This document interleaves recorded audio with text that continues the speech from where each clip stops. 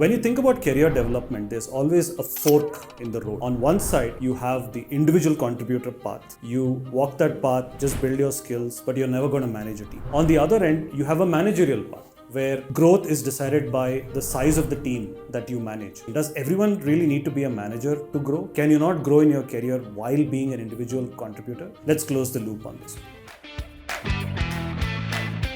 Joining me on Close the Loop is Alex Peter. Alex is a seasoned HR leader and he has worked with large and small companies. He's worked with companies like Kelly Services and JP Morgan, product companies like Zynga, and also consulted with many up and coming companies like Koo, etc. So Alex, welcome to Close the Loop.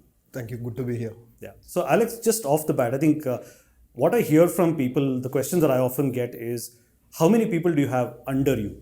So this having people under you is like a very managerial thing, and a lot of people think that as you grow in your career, you need to have more and more people reporting to you. Why do you think that is in our industry?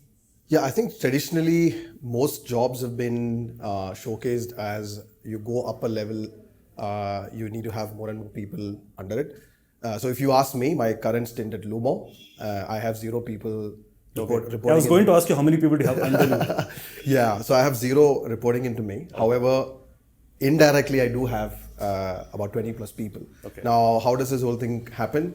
I lead HR for the company, but I lead it from the founder's office. So I'm an individual contributor. Right. And we have a lead HR who actually runs the team and does all the ops work. And then you can actually kind of collaborate with that person and run the whole. But that's as far as your situation is concerned. Yes. But if you look at the industry at large, Yes. there's always this belief that your growth is measured by the size of the team that you manage. Yes. Should that really be the case? To answer your question, I think the main thing is, I think it's been years of notion that the more senior you get, the more people you need to have under you. Under you. Yeah, under you. And your success is basically based on that. And I think a large part of that is because you don't really have metrics to showcase that an IC has to do, because an IC's metrics would always be like, nail this. Whereas a manager, you can keep it ambiguous. How's that? Like, how does that work? Yeah, so it's just about, like, you can say your team is down 15 people, you'll become 25 hopefully by end of the year. Happiness quotient, measure the happiness quotient. Right. Whereas like you look at an IC, you will have like precise like things like 0 errors, 0 this, 0. So there's a ambiguity in one area and there is like super clarity in the other area. But the other thing is also the company structure, like all of these companies have a growth structure and they have different scales and grades and all that. Is the way we engineer those structures flawed fundamentally, because it's making people think that, okay, I can only grow if I have people reporting to me. Does the structure itself lead to this kind of thinking, which is not inspiring people to break free from that? Yes, I think there is a general notion that if I'm an IC, I'm valued lesser and I would get paid lesser. And I think it's also that people have a notion that, hey, I am a people person, so I will be a manager. But I think if you're a people person, you'll be the worst manager. You need to be very, you can't be a nice person and be a... You don't have that level of detachment that is required to drive the result. Yes, and most often people confuse management versus mentorship. I think these are 2 very different things. When people say I want to be a manager, 90% of them inside actually mean that I want to be a mentor. Yeah. They don't want to take none of them will take a difficult call. They only want to take the nice call. They don't want to decide on your comp or your appraisal. Yeah, or in a tough case, PIPs. Please leave. Very tough for them to make these decisions. They'd rather just guide you. They guide you. I would say for a HR, a VC career would be the epitome of what they want to achieve. Right. And if you see most of those folks, they're all manage ICs. people. Yeah, they won't manage people. Yeah. At the most, they'll manage one person. And they'll be coaching and guiding. They have to be in 50 places at one point in time. And and if these folks leave, their only option is CHRO. Right.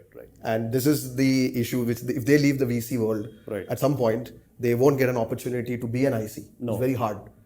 They will have to go and be a CHRO, manage 40 people. It's almost like a curse, isn't it? That, once you reach a certain level of skill, it's automatically assumed that I just don't want you for your skill. You also automatically are assumed to have the skill of managing the skills of 100 people. Yeah. So why is this assumption that if I have a good functional skill, then I also have an equally good managerial skill? Why does that assumption come into the picture? I think it's a sum of how much money you're paying. I think people don't find value.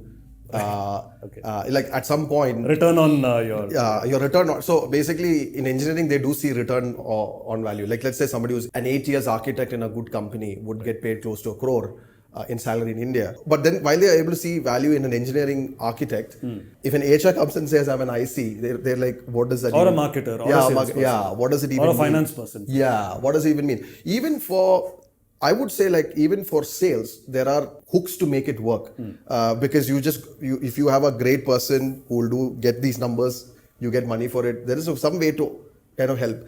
And I do remember, since you brought up sales, I just want to bring up something very interesting. There's this concept called roll trap, which Roll trap. Roll trap, yeah. Roll trap, which was, I think, many years ago, somebody came up with this. Yeah. It was something to do with sales. So what would happen is an amazing salesperson would like keep nailing sales, and then you would take that person and suddenly make that person a manager because you don't see like, why am I paying this person so much money? Yeah. And the moment you make that person a manager, that person is expected to manage and then meet his own quotas and then do a whole bunch of things and suddenly Magically assume that he can do that. He can do that. So I think that roll trap actually came from sales function from back in the day, and then so I think a lot of people actually get stuck in this. And a lot of we've that spoken is about curses and traps already. What is the core skill set of a manager? Like, what is that a person needs to have? Just for our audience to make that choice, whether should I take an IC track or a managerial track, what should they look for in themselves? Yeah, beautiful. So I actually had a session with with a group of folks for this. First and foremost, differentiate between mentorship and management. When you're an IC, like what's the difference? Yeah, so when you're an IC, you have the ability, when you're an individual contributor, you have an ability to just guide a person. The person will come to you for questions, you can just tell them. You have no OKR as an IC to ensure that there's a success that you have to showcase to that individual. Whereas when you're a manager, when you have a question that's coming in your way, you're actually looking at the well-being of that person. You try to figure out whether it will help the person or whether it will not help the person. You have to take a choice. Second thing I think is a manager needs to have a very good ability to zoom out, be emotionally vested in the team, and at the same time figure out and have some sort of a detachment, because you need to take tough calls for the team and for the things that's happening. So that becomes one of the biggest attributes of a good manager. Right. And yes, an ability to inspire people. But if you look at the IC track, now we've spoken about the managerial track. So if somebody looks at the IC track, like today in our industry, it can be a lonely place. Like if someone starts off their career and they say that, okay, I'll pick up the IC track, and they see their peers might have gone and start managing teams, and then they suddenly feel that, oh, I'm on all by my lonesome, and then suddenly this person has got bigger and bigger teams, maybe even bigger designations and things like that. So it creates a lot of FOMO.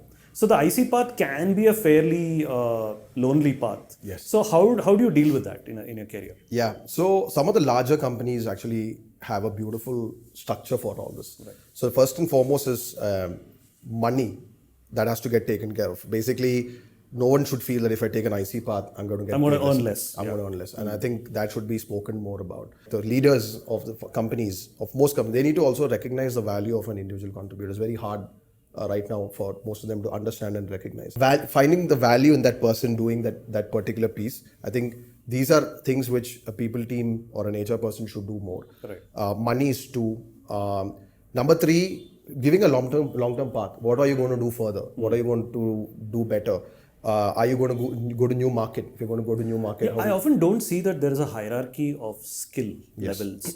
There seems to be a hierarchy of designations and managerial like you director, senior director, VP, and everything assumes that you're going to have bigger and bigger teams. But there's no hierarchy for a skill level that, okay, you're going to manage, let's say if you're a digital marketer, you're going to manage a budget and a region of this, and after that you're going to manage more channels, and you're going to manage more geographies. You as an IC, I don't see that. The skill hierarchy somehow doesn't exist. Yes. So I think in a smaller company, I would say, like, I would use this saying, Series A to Series C or Series B. Designation is most often more mental than really there. a director and VP most instances might be doing the same thing in smaller companies. In larger companies, they actually do have separate complexity separations. There are compensation separations. There are a whole bunch of those, which is exactly why I think it's not been looked. The whole concept of having ICs in different functions have not been like really researched about or talked about or any of those. So you brought about an interesting point about managers having the skill to be a manager. So at Loop, we work with a lot of companies and improve employee health. And one of the things that we find is, especially in the areas of mental health, managers are seen as both being a cause of mental health issues in the workplace and also one of the key people that can mitigate or even reverse some of these impacts. So how do you think managers can be, like people who have the skill and the ability to be a manager, how do you think that they need to be oriented to look for signs of mental health and look for, if they find something and try and help that person to come back on track? Again, goes back to the same point. Most of the people today, when you're doing management kind of roles, yes, we can always say that the work entails that you should be comfortable with being hated and all of that. But the fact is, you need to still get coached on how to deal better with people. You always have a scope to get better and do better. Right. I think the right thing to do is every company should have a standard of what a manager should be, which I don't think exists at all. At least in large companies they do, but I don't think in startups it exists. Definitely. Yeah, it doesn't exist at all. They just identify like how we were discussing earlier. They just identify somebody who's great at what they do. Right.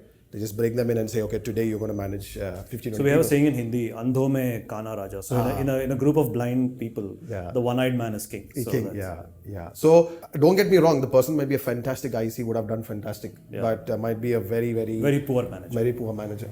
And also important for that person to recognize that, and important for that person to understand what should work, what should not work. One good thing that I'm seeing is this year and next year is going to be a little hard for recruiting and all of that. But companies are now focusing heavily on internalizing a lot of things, and I think a big part of that is actually wellness, better management, efficient systems. So which large companies used to do and invest in. Now a lot of startups are figuring out how to do that. We have a tradition in our show that the guest always has the final say. The guest always gets to close the loop. So if you have to give some advice to people who are sort of debating whether, if they're already managers and they feel like they don't fit in, or if they're individual contributors who feel FOMO that I should be a manager, what's your word of advice to both those groups? Manager is easy, which is, if you don't fit in, stop being. I would say that try and not be a nice person. You cannot be a nice person all the time. You have to be comfortable with being disliked and seek help. Talk to your managers, talk to your HR saying, I would like a course. 99% of the time, the HR team would help them with some sort of taking up a course or finding a mentor for that person. That's for the managers. And if you're an IC, then what? If you're an IC, I would say that you need to understand what is your value add in the system. Again, it's very okay to go and ask your boss or ask the HR team, hey, I would like to continue as an IC. Do I have a career here? It's a beautiful, tough question that you put right back to the management. Because most so often when you're an IC, you're adding value in terms of skills, which are very rare skills. Right. So the company again would try and figure out how they can fit you into the whole thing. Correct. Very few people actually go and talk to their managers and boss saying, I want to be an IC. Yeah. They always say like, how do I grow? Grow is always, how do I manage? How do I manage? Yeah. Awesome. So Alex, thank you so much for being on Close the Loop. Thank you. Good to be here and wish you all the best.